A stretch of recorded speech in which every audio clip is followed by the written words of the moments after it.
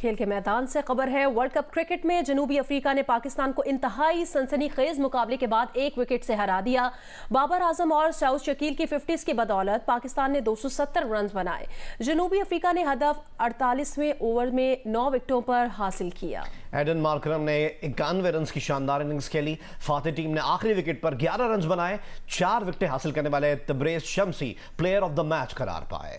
चेन्नई में पाकिस्तान ने पहले बैटिंग की। अब्दुल्ला शफीक और इमामुल हक 20 रन की ही बुनियाद रख पाए। अब्दुल्ला 9 रन बनाकर आउट। 38 हुआ तो इमाम भी चल दी। बाबर आजम और मोहम्मद रिजवान ने रन बनाए। रिजवान 31 रन बनाकर आउट हो गए। इफ्तिखार अहमद आए 21 रन बनाकर वो भी लौट गए। बाबर ने 50 बनाई। कप्तान 65 गेंदों पर 50 रन बनाकर आउट। 141 रन पर आधी टीम पवेलियन लौट गई। ऐसे में सऊद शकील और शादाब खान ने शराकत लगाई। शादाब ने 2 छक्के और 3 चौके भी लगाए। 36 गेंदों पर 43 रन बनाए। सऊद शकील 52 गेंदों पर 52 रन बनाकर आउट हुए। मोहम्मद नवाज ने 24 रन की इनिंग्स खेली। शाहीन 2 और वसीम 7 रन बना सके। पाकिस्तान टीम 20 गेंद पहले 270 रन बनाकर आउट हो गई। तबरेज शमसी ने 4 विकेटें हासिल की।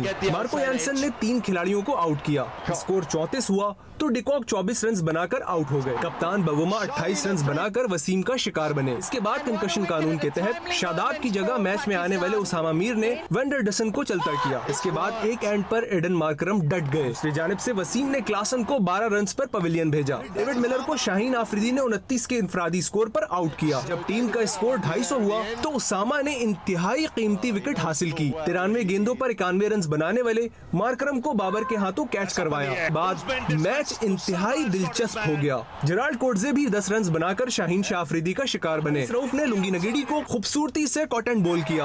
आखिरी विकेट पर महाराज और तबरेज शमसी खड़े हो गए। एक करके रन बनाते रहे। किस्मत ने भी उनका साथ दिया। महाराज ने नवाज की गेंद पर चौका लगाकर मैच खत्म कर दिया। जनूबी अफ्रीका ने 1 विकेट से मैच जीत लिया। शाहीन आफरीदी ने 3, उसामा मीर, हारिस रऊफ और मोहम्मद वसीम ने 2-2 विकेटें हासिल की। चेन्नई में मौजूद पाकिस्तानी टीम के मद्दाहों का जनूबी अफ्रीका के हाथों पाकिस्तान की शिकस्त पर इजहार मायूसी। कहा कि मैच अच्छा हुआ, बहुत करीब जाकर हारे। आज तो मैं सच में बोलूंगा कि आज बहुत मजा आया उनका परफॉर्मेंस देखे। जो फाइट बैक किया है उन्होंने, 9 विकेट ले लिए थे डिफेंडिंग 270। वो पिछले 2 महीने में नहीं दिखा मेरे को पाकिस्तान टीम में, जो एशिया कप से देख रहे हैं हम लोग तो बहुत उत्साह के साथ आए थे मैच देखने के लिए, लेकिन पाकिस्तान लगभग उम्मीद है कि बाहर हो चुका है। अब देखिए अब अगला मैच कौन इसको हराएगा, वो उसको जीतेगा, उसके बाद ही कुछ हो सकता है। आगे बढ़े, आपको बताएं इसराइल गजा को सफ़ाए हस्ती से मिटाने पर तुल गया। ज़मीनी फ़ौज गजा में दाखिल समंदर में मौजूद बहरिया की कश्तियों और तैयारों से अब तक की सबसे ज़्यादा तबाहकुन बमबारी जारी है, जिसके सबब गजा में मुख्तलिफ मकामात पर धमाकों की गूंज सुनाई दे रही है और कई मकामात पर आग भड़कने के सबब धुएं के बादल आसमान की जानिब बढ़ते नजर आ रहे हैं। महसूर शिमाली इलाके बैतुल अहया, बैत हनून और गजा शहर के शिमाल मगरबी और वस्ती इलाके सबसे ज़्यादा निशाना बनाए गए हैं। सिर्फ गजा शहर के जनूब में वाक़े अशाती कैंप में एक रिहायशी टावर को गिरा दिया गया, जिसमें 100 से ज़ायद अफराद शहीद हुए। इसी इलाके में 2 घरों पर भी हमले किए गए, जिनमें 16 अफराद शहीद और 60 अफराद ज़ख्मी हुए। इसराइली फ़ौज ने धमकी दी है कि जंग के बाद गजा की नौयत ही बदल चुकी होगी। फ़लस्तीनियों को फिर कहा गया है कि वो गजा का पूरा शिमाली इलाका खाली करके जुनूब मुंतकिल हो जाएं। टेलीफोन और इंटरनेट लाइंस मुकम्मल तौर पर बंद कर दी गई हैं, जिसके सबब लोगों का आपस में राब्ता भी खत्म हो चुका है। ऐसे में खदशा है कि फ़लस्तीनियों की नस्लकुशी और गुज़श्ता शब हुई बमबारी से तबाही दुनिया के सामने जाहिर भी नहीं हो सकेगी। इसराइली फ़ौज ने अमरीकी और फ्रांसीसी खबर रसा इदारों को भी खबरदार कर दिया कि उनके सहाफ़ियों की सिक्योरिटी की यकीनदहानी नहीं कराई जा सकती। हमास के अल-क़स्साम ब्रिगेड का कहना है कि खूनरेज़ झड़पें जारी हैं। इसराइली फ़ौजियों की बाक़ियात गजा की सरजमीन निकल जाएगी, ये कहना है अल-क़स्साम ब्रिगेड का। अक़वाम मुत्तहिदा के इदारे यूनिसेफ का ये कहना है कि गजा में काम करने वाले अमले से राब्ता मुनक़ता हो गया है। हम गजा में साथियों की हिफाजत से मुताल्लिक हमें सख्त तशवीश है। यूनिसेफ ने कहा है कि गजा में 10 लाख बच्चों के लिए नाकाबिल बयान वहशत की एक और रात के बारे में इंतहाई फ़िक्रमंद हैं। अब आपको बताएं कि गजा में 20 लाख इंसानों को तबाही का सामना है। अक़वाम मुत्तहिदा के सेक्रेटरी जनरल ने बेबसी के आलम में सोशल मीडिया पर पैगाम में कहा है कि गजा में शहरियों के लिए नाकाबिल तसव्वुर तबाही है। ये सच्चाई का लम्हा है, सब अपनी जिम्मेदारियां अदा करें, तारीख हम सब का फैसला करेगी। सेक्रेटरी जनरल का मशरिक़ वस्ता में फौरी जंगबंदी पर यरगमालियों की गैर मशरूत रिहाई का मुतालबा। कहा गजा में ज़िंदगी बचाने वाले सामान की तरसील को यकीनी बनाया जाए। यूनिसेफ का कहना है गजा में काम करने वाले अमले से राब्ता मुनक़ता हो गया। गजा में साथियों की हिफाजत से मुतालिक सख्त तशवीश है। मिस्र की मारूफ दरसगाह जामिया अल अज़हर के प्रोफेसर डॉक्टर शेख अहमद तैयब की इसराइली बर्बरियत की मजम्मत। कहा तारीख उन्हें माफ़ नहीं करेगी जो मासूम फ़लस्तीनियों के दिफा में नाकाम रहे।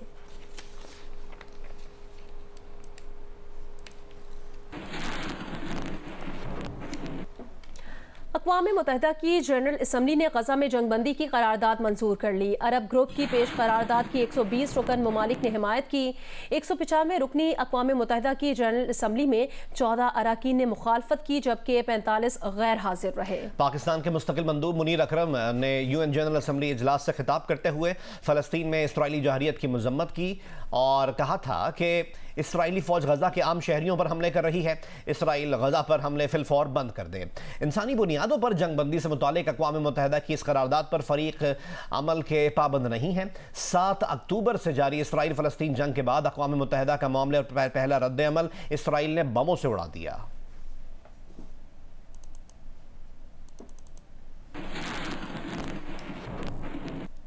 गजा के शहरी तनहा हैं, बमबारी ही बमबारी है। अरब टीवी के सहाफ़ी के मुतासरा तरीन इलाके खान यूनिस से सैटेलाइट के जरिए रिपोर्टिंग।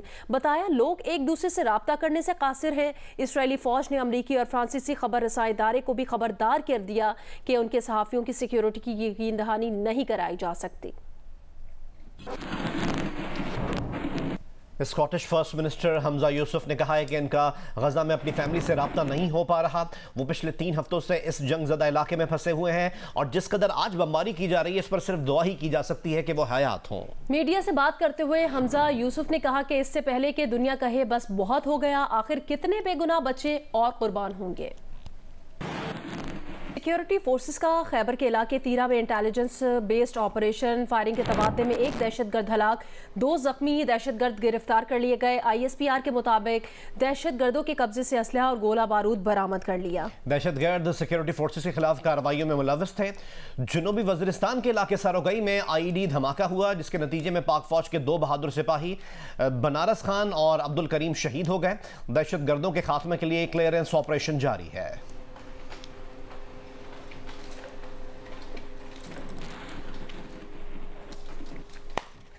खैबर पख्तूनख्वा के ज़िला कुरम में कबायली तसादुम के बायस कशीदा सूरत हाल है। फायरिंग के वाक़यात में आज 7 अफराद जाँ बहक और 10 जख्मी हो गए। जाँ बहक अफराद में एक फरीक के 5 और दूसरे फरीक के 2 अफराद हैं। 4 रोज़ के दौरान झड़पों में 12 अफराद जाँ बहक हो चुके हैं। डिप्टी कमिश्नर के मुताबिक पुलिस की इजाफी नफरी तैनात कर दी गई है। 4 मई को स्कूल में फायरिंग से 8 अफराद के कत्ल के बाद से इलाके में हालात कशीदा है। ज़िले भर में मोबाइल फ़ोन और इंटरनेट सर्विस बंद है।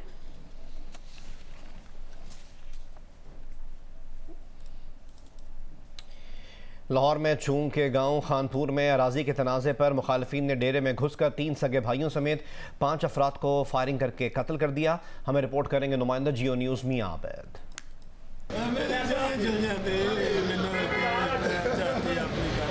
लाहौर के जिना अस्पताल के मुर्दा खाने में नोहा कना इन 5 मकतूलीन के अजीज़ क़ारिब हैं जो शाम के वक्त डेरे पर बैठे गपशप कर रहे थे। गाड़ियों और मोटरसाइकिलों पर आए हमलावरों ने इतनी शदीद फायरिंग की कि 3 भाई शहजाद अमान, मुर्तज़ा, मुस्तफ़ा, कज़न मलिक खादिम और मुलाजिम फात खान मौका पर ही दम तोड़ गए। फायरिंग की जद में आकर 5 साला बच्चा भी जख्मी हो गया।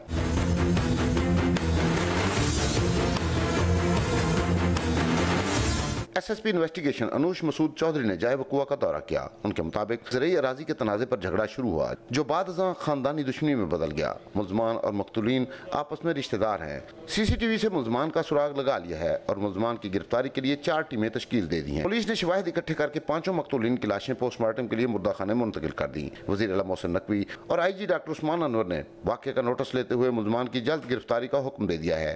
कैमरामैन सफ़ीर अहमद के साथ मियां आबिद, जियो न्यूज़, लाहौर। आगे बढ़े खबर दें। पेट्रोलियम मसनूआत की कीमतों में खातिर खा कमी के बावजूद सब्जियों, फलों और दीगर अशिया की कीमतों में कमी नहीं हो रही जिससे शहरी परेशान हैं। तफसील बताएंगे हाफिजाबाद से सैयद मोहम्मद ज़मीर।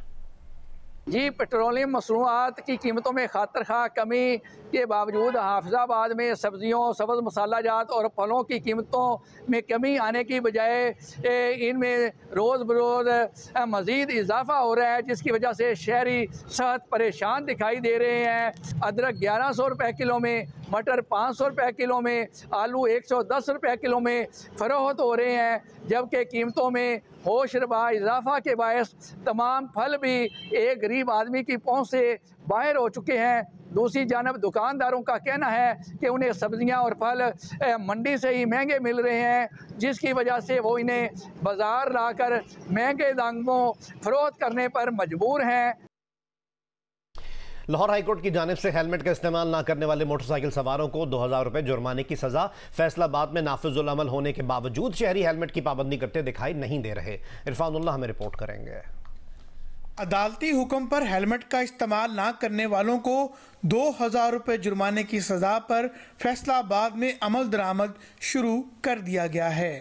ताहम भारी जुर्माने के बावजूद मोटरसाइकिल सवारों की अक्सरियत हेलमेट की पाबंदी करते दिखाई नहीं दे रही।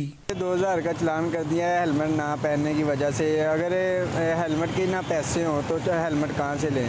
हेलमेट पैसे नहीं है हेलमेट लेने के लिए, सीधी बात है जो हालात है। CTO फैसलाबाद कहते हैं कि गुज़िश्ता 15 रोज में हेलमेट इस्तेमाल ना करने वाले 3000 सवारों के चालान किए जा चुके हैं। अब जब हाई कोर्ट ने ऑर्डर कर दिया है कि जो भी हेलमेट नहीं पहनेगा उसको 2000 जुर्माना होगा, तो उसकी इम्प्लीमेंट हमारी ड्यूटी है। CTO फैसलाबाद कहते हैं कि हेलमेट का इस्तेमाल मोटरसाइकिल सवारों की सलामती के लिए भी इंतहाई जरूरी है, जबकि भारी जुर्माने से बचने के लिए शहरियों को चाहिए कि हेलमेट की पाबंदी पर अमल करें। कैमरामैन अरियसलान और मोहम्मद उस्मान के साथ Irfanullah, Geo news, Faisalabad. Supreme judicial council ने जस्टिस एजाजुल एहसन के खिलाफ शिकायत खारिज कर दी। जस्टिस मज़ाहिर अली अकबर नकवी को नोटिस जारी कर दिया, 14 दिन में जवाब जमा कराने का वक्त दे दिया। जस्टिस सरदार तारिक मसूद के खिलाफ शिकायत कुनंदा को इजाफी दस्तावेजात जमा कराने की हिदायत कर दी। जस्टिस एजाजुल एहसन अपने खिलाफ शिकायत सुनने के दौरान इजलास में शरीक ना हुए। जस्टिस सरदार तारिक मसूद ने भी अपने खिलाफ शिकायत सुनने के दौरान इजलास में शिरकत से माजरत कर ली। दोनों जजेस की जगह सीनियर जज जस्टिस मंसूर अली शाह ने इजलास में शिरकत की। सुप्रीम जुडिशल काउंसिल ने 3-2 की अक्सरियत से जस्टिस मज़ाहिर नकवी को नोटिस जारी कर दिया। जस्टिस मज़ाहिर अली अकबर नकवी को 14 रोज में जवाब जमा कराने के लिए वक्त दिया गया है। शिकायत की नकुल भी जस्टिस मज़ाहिर अली अकबर नकवी को फराहम कर दी गई है। काउंसिल के 2 मेंबरान ने जस्टिस मज़ाहिर नकवी के खिलाफ शिकायत पर गौर के लिए मजीद वक्त मांगा। सुप्रीम जुडिशल काउंसिल ने जस्टिस एजाजुल एहसन के खिलाफ शिकायत को खारिज कर दिया। जस्टिस एजाजुल एहसन के खिलाफ शिकायत सुनने के लिए सीनियर जज जस्टिस मंसूर अली शाह ने इनकी जगह इजलास में शिरकत की। आमना मलिक ने जस्टिस सरदार तारिक मसूद के खिलाफ शिकायत की थी। जस्टिस सरदार तारिक मसूद ने अपने खिलाफ शिकायत सुनने से माजरत की।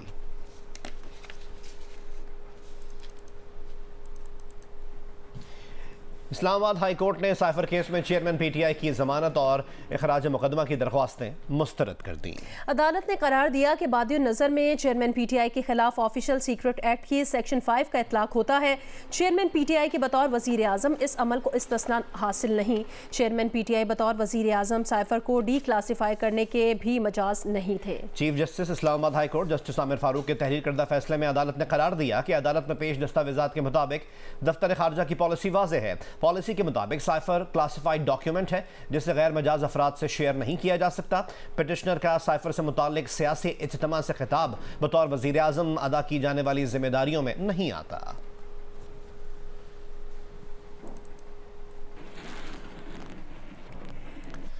चेयरमैन PTI के खिलाफ जारी साइफर केस में 5 सरकारी गवाहान के बयानात रिकॉर्ड ना हो सके। जज अबुल हसना जुल्करनैन ने 31 अक्टूबर को गवाहान के बयानात रिकॉर्ड करने की हिदायत कर दी। चेयरमैन PTI ने वजारत कानून के नोटिफिकेशन को चैलेंज करने पर वफाक फैसले तक ट्रायल रोकने की 2 दरख्वास्तें जो थीं वो मुस्तरद कर दी गई हैं। अडयाला जेल में हुई साइफर केस की समाअत में शाह महमूद कुरैशी की फैमिली को अडयाला जेल में समाअत सुनने और साइफर मुहैया करने की दरख्वास्तें भी मुस्तरद कर दी गई। जज अबुल हसना जुल्करनैन ने मजमूई तौर पर 5 दरख्वास्तें मुस्तरद करके निपटा दी।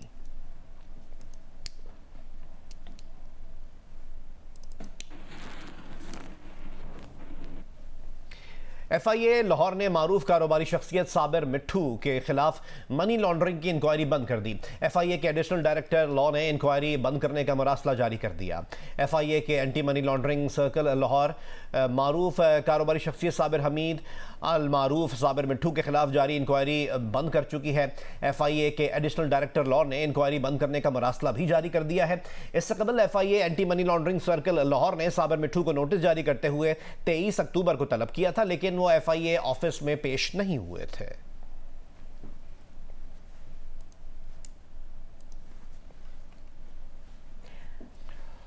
अमरीकी रियासत मेन में 22 अफराद को फायरिंग करके कत्ल करने वाले मुलजिम की लाश मिल गई है। हुकाम का कहना है 2 रोज़ की तलाश के बाद मिलने वाली लाश को देखकर लगता है कि मुलजिम ने सर में गोली मारकर खुदकुशी की।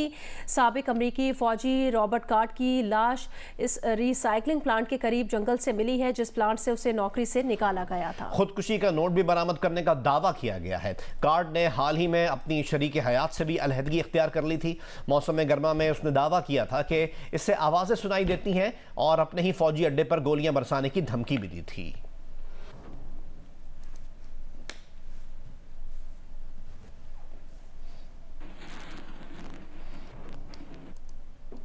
इल्म अदब और फ़न सकाफ़त के फ़रोग के लिए arts council of Pakistan Karachi, IB university Sukkur और जियो के इश्तराक से 2 रोज़ा पाकिस्तान लिटरेचर फेस्टिवल आज शुरू हो रहा है। लिटरेचर फेस्टिवल का इफ्तिताह निगरान वज़ीर आला सिंध जस्टिस रिटायर्ड मकबूल बाकर करेंगे। रिपोर्ट करेंगे यासिर फारूकी। IB यूनिवर्सिटी सक्खर में मुनक्किदा 2 रोज़ा लिटरेचर फेस्टिवल के पहले रोज़ सिंध में आला तालीम, मुस्तकबिल का रोड मैप, नौजवानों को बाइख्तियार बनाने, सैलाबी तबाहकारियों और बहाली, सिंध का समाजी मंजर, फ़न तामीर, डिज़ाइन और ख़वातीन के साथ नाइंसाफ़ियों समेत 16 मुख्तलिफ उन्वानात से सेशन मुनक्किद होंगे। शाम 7 बजे मुशायरा होगा, जिसमें डॉक्टर पीरज़ादा कासिम रज़ा, अनवर शऊर, अब्बास ताबिश, वसी शाह, तहजीब हाफी, फातिमा हसन व दीगर शोरा अपने कलाम पेश करेंगे। कोई 30 से ज्यादा सेशन है, सिंधी अदब पे सेशन है, उर्दू अदब पे सेशन है, सिंध में जो बच्चियों के साथ ज्यादतियां हो रही हैं उस पे सेशन है, सिंधी समाज में जो मसाइल हैं, जो ट्राइबल मसाइल हैं, सक्खर पे 2 सेशन है कि सक्खर कितना सदियों पुराना शहर है। हजारों बच्चे और बच्चियों ने, लड़के लड़कियों ने रजिस्ट्रेशन कराई है, तो बहुत ही एक्साइटमेंट है। मकसद सिर्फ और सिर्फ ये था कि जो हमारे नौजवान है, अगली नस्ल, उस अगली नस्ल को लिटरेचर और अदब के साथ कनेक्ट किया जाए। कराची से ख़ास तौर पर स्कूल की छुट्टी लेके आए हैं कि हम ये इवेंट एंजॉय करेंगे। बहुत बड़ा हो रहा है और बहुत मज़ा भी आएगा और बहुत सीखने को भी मिलेगा। फेस्टिवल के इनेकाद पर सक्खर के शहरियों बिलखुसूस नौजवानों ने मुसर्रत का इजहार किया और मुस्तकबिल में भी ऐसे प्रोग्राम करवाने की ज़रूरत पर जोर दिया है। कैमरामैन उसामा तलत के साथ यासिर फारूकी, जियो न्यूज़, सक्खर। दिल का रिश्ता ऐप ने 40 साला तहरीम और 42 साला फरहान को भी दिल के रिश्ते में जोड़ दिया। फरहान की बीवी वफात पा चुकी हैं, जबकि बेवा तहरीम के 2 बच्चे हैं। ऐसी कई दिल छू लेने वाली कहानियां इस रिश्ता ऐप की वजह से मुमकिन हो पा रही हैं। कौन कहता है कि टेक्नोलॉजी दूरियां पैदा कर रही है? दिल का रिश्ता ऐप तो दिलों को जोड़ने का काम कर रही है।